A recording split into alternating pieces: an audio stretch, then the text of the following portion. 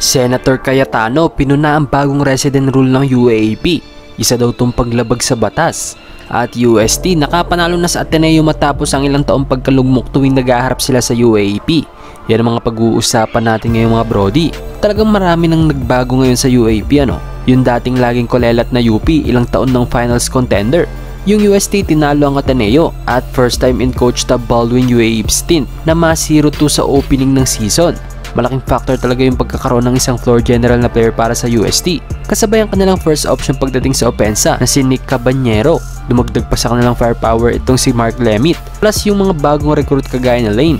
Maganda rin yung performance ni Crisostomo, 16 points and 10 rebounds. At okay din yung FSA nila, malakas sa opensa, depensa at rebounding.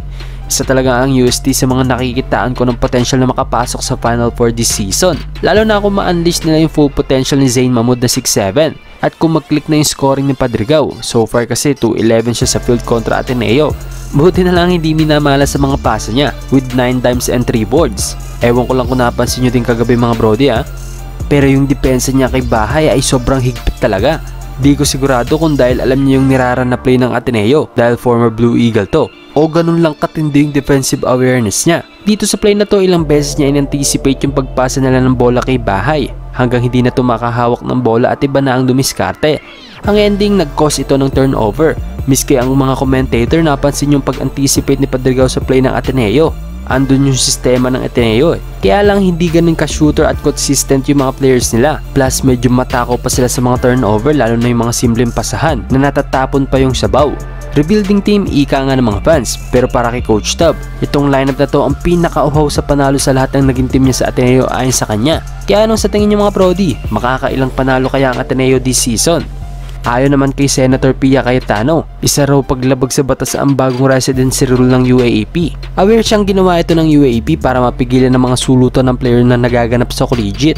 Pero para sa Senator, huwag daw parusahan ng mga atleta dahil sa poaching issue. Para sa akin mga brody, may point naman si Senator Cayetano. Kaya lang may magandang dahilan din naman kasi ang UAAP kaya nila inilatag yung ganitong rule. Sa tingin ko mga brody may kulang or may konting dapat baguhin siguro dun sa bagong residency rule ng UAAP. Again, opinion ko lang to mga brody ha. Una, panitilihin pa rin yung hinahain na bagong residency rule. 1 year sit out at mababawasan ka na 1 taon eligibility sa liga.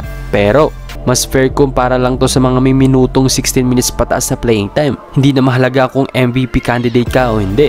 Pangalawa, yung mga 6 minutes per game ang playing time hanggang 15 minutes. Uupo lang ng 1 taon para sa residency rule.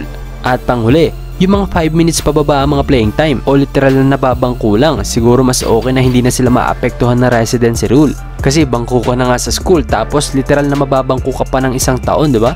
Mabigat yun para sa improvement ng bata. Pero dapat 1 beses mo lang ito magamit. At kung lumipat ka ng ibang school sa pangalawang pagkakataon, dapat maapektuhan ka na ng 1 year sit out at 1 year strip sa iyong eligibility para hindi pumasok yung salitang abuso sa rule. Yun. Pero kayo mga brody, anong sa tingin nyo? Komento nyo lamang sa baba at ating babasahin yan.